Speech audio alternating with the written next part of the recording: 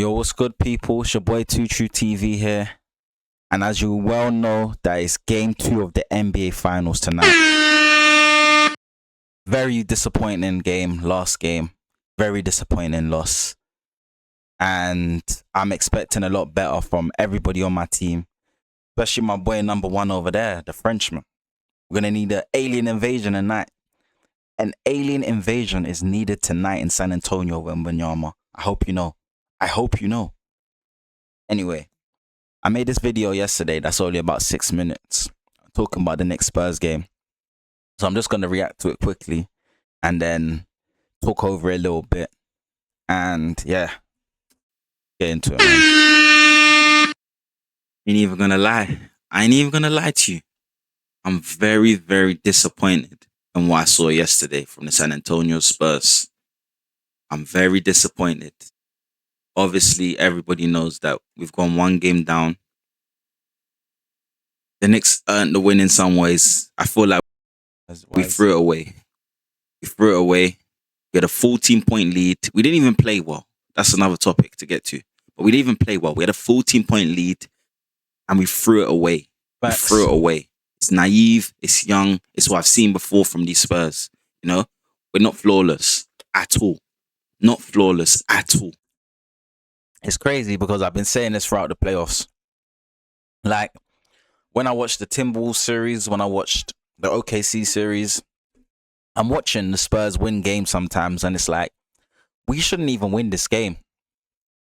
But because we control the controllable so well, which is defense, second chance points, rebounding, offensively and defensively, transition defense, hustle, steals, blocks, all the dirty work, all the team spirit stuff, moving the ball. You know what I mean? All of those things contribute to us being a team that can win despite those things. And the sky is the limit for how good this team can be when we really take some more time. I mean, we're talking about Wemby and Steph Curry in their first playoffs ever. Dylan Harper, first year in the NBA and first year in the playoffs ever. The growth and the room for improvement in the playbook, in the individual players, it's out of this world. Out of this world. At all. But major problems are just not capitalizing at the right moment. You had a 14-point lead and we started throwing up nonsense shots all over the place. Facts. Instead of just locking in. Facts. Now, Devin Vassell, not a great game. I expected much better from Devin Vassell. 1 of 6 from 3-point line. Didn't really get a shot going. The only thing I could really give Vassell is that he crashed the boards well and he played defense at a high level. You get what I mean? Offensive rebound. Same with Champagne, Steph Castle, Dylan Harper. That's something that I knew was going to be a big part of our game, is that we crashed the boards. We're relentless. Defense. Second chance points. Hustle. Steals. Blocks. Effort. You're not gonna be angry with those things as a Spurs fan with this culture that we've got going on here.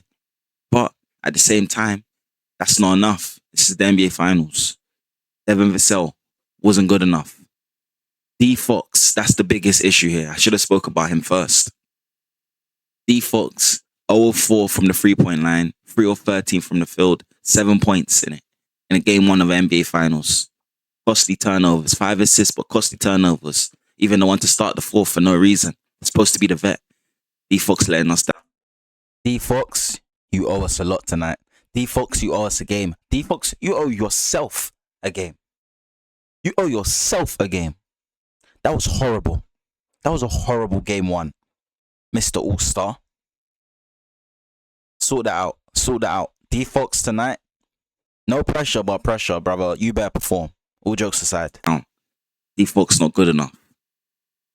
And D Fox missing his first 3 threes in the first quarter. Just set the tone. Didn't get into the game. Missing jumpers and middies and all kinds of floaters. Everything. He was missing everything. You know? And in a cruel, real world, he should have been dropped in the 4th quarter so D-Harp could finish the game. But, you know, they're not going to do that at this stage of the season. Then you got Victor Wembanyama, who also had the stinker. Yeah, on that, obviously, we all know that we've had a formula all season with Dylan Harper obviously being the number 2 pick, but being a rookie, basically being the backup to D Fox, who is the main point guard. So I understand that that's the formula we've built all season. We're not just going to throw it out the window and put Dylan Harper to end the game when D Fox has been brought in for this kind of moment. This is what he's here for. But Mitch Johnson has come out and said that with Dylan Harper having it go in, D Fox not having it quite go in, that's something he could think about. Because at the end of the day, this is the NBA Finals. This is do or die. It ain't time for like feelings and I mean, we can think about tomorrow when the series is done. Let's worry about today. Every single game, let's worry about this game now. So if D Fox doesn't have it going, on the bench next to Mitch Johnson, on the bench next to Kelly Olynyk, mate. Yeah? No messing about. Stinker for his ability. I mean, he rebounded well and he played defense at a high level. But, I mean, 6 of 21 from the floor, 2 of 9 from 3-point range. It's kind of how he started against Minnesota, where he played well other than the fact that he didn't score well. You know, that's got to change. That's got to change. Like, he wasn't really in rhythm yesterday. He wasn't really in rhythm. Only the free throw line, you could say he was in some sort of rhythm. But we need to sort that out. And we need to get better shots. We need to work on our playbook. I've been saying it. We need to work on our playbook because our playbook isn't good enough no matter what. Wemby, you need to wake up. You need to wake up. We need an alien invasion against these New York Knickerbockers. We need the alien invasion in San Antonio, Wemby. We need you to wake up. We need extraterrestrial business on the basketball court. And that alien stuff is not 2 of 9 from the 3-point range. Stop chucking up threes when they're not going in. 6 of 21 from the field goal. You're not getting into the paint enough. You still ain't got a go-to move. Now, let's not go on like 12 or 13 for a center. It's not crazy. Let's not go on like 12 rebounds. It's not crazy. The blocks, the defense, everything. Wemby had a great game in that sense, but his shot making and his choice of shot selection is a big problem. Sort it out, Wemby. This is it. This is really it. You've got to wake up in game 2, Wemby. We're winning in spite of these things. That's the beautiful thing and the most difficult thing, because the mistakes are still going to be there in some ways, especially in a game like this where you should have won the game. Should have won the game, set the tempo right in the series. And yeah, Julian Champagny had it going in the first half. Didn't really get it going in the second half. I think he only got 1 point in the second half of a free throw. Steph Castle, he had a good game, decent game, but I still don't think he really got into the swing offensively. So we just got to sort that out, man. We got to sort that out. Dylan Harper was obviously the revelation. I mean, he just went berserk. He went berserk. I think he cooled down near the end, and which is why he didn't really finish the game, because he did cool down at a point. Also, obviously, San Antonio, that's my team. I am wearing a Lakers jersey, but that is a Kobe jersey, and Kobe jerseys are always valid. Kobe jerseys are forever valid. That's the only Lakers jersey you're going to see me wearing. Yeah? See that there? 24-8. 24-8. Kobe. Kobe forever, man. 24-8. Started airballing threes and that, but I mean, he set the tone. And we're going to need him. We're going to need him in this series. I was very surprised to see that Keldon Johnson. With Steph Castle and Dylan Harper, my 2 proteges, the future in the guard positions for San Antonio. Going to be very interesting to see how New York play Dylan Harper this game and how he's going to keep up from his last game where he played really good. They're going to be dialed in on him a lot more. And it's going to be interesting to see how he performs in game 2. And Steph Castle, to me, in terms of the starters, his box score looks probably one of the best in terms of like efficiency and what you expect from somebody. But visually and emotionally, I watched the game and I didn't feel like Steph Castle really had a great game or nothing. No disrespect. So I'm saying that in the sense that you never know what you're going to get with Steph Castle. He might have another game like this where it's actually a decent game, or he might be the one that goes berserk instead of Dylan Harper today. Don't be surprised. Didn't get a lot of run. I thought he was going to get more run. He only got 8 minutes. Obviously, with the Knicks offense, they've gone with Harrison Barnes as a defensive stopper. The only problem is if Harrison Barnes gonna play, gotta be some sort of threat. And he didn't knock down any shots yesterday, and he missed a free throw. We need better. Yeah, and then Keldon Johnson, obviously 6th man of the year, was not expecting him to get 8 minutes. 8 minutes isn't really going to be enough for him to really have an effect on the series. And it seems like Mitch Johnson prefers Barnes because of his versatility defending and his leadership, his veteran experience in this case, more than Keldon Johnson. If Keldon Johnson's not going to get run, then we're going to have to look for means to score off the bench, because Cornette, Barnes and Carter Bryant are really there for defensive purposes. They're not really there to score.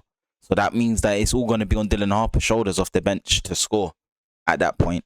If Barnes is playing, I'm going to need Barnes to knock down shots as well. Barnes, please. And it's going to be interesting to see if KJ really doesn't get any minutes in game 2. We need better, Mr. NBA champion Harrison Barnes. We need better.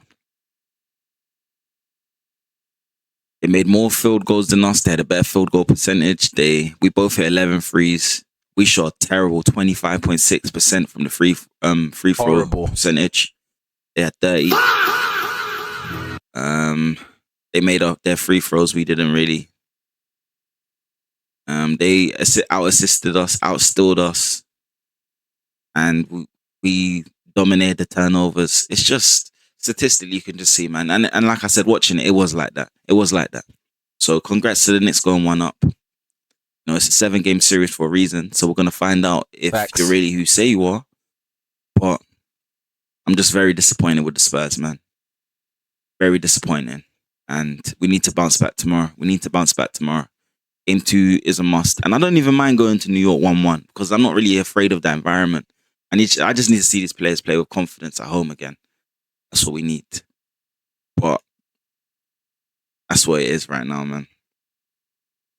I'm expecting good things from the Spurs moving forward in this series. And I need Mitch Johnson to get his rotations right. Facts. Mitch Johnson needs to get his rotations right. Because those are our biggest factors right now in getting back into this series, man.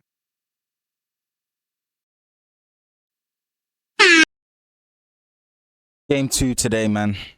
Very excited, man. We need a win today, Spurs. We need a win today, San Antonio. Mitch Johnson, please get your rotations right. Wemby, wake up. D-Fox. Vassell, wake up. Let's get this win, boys. We need it. Game 2 in San Antonio. Let's go, Spurs.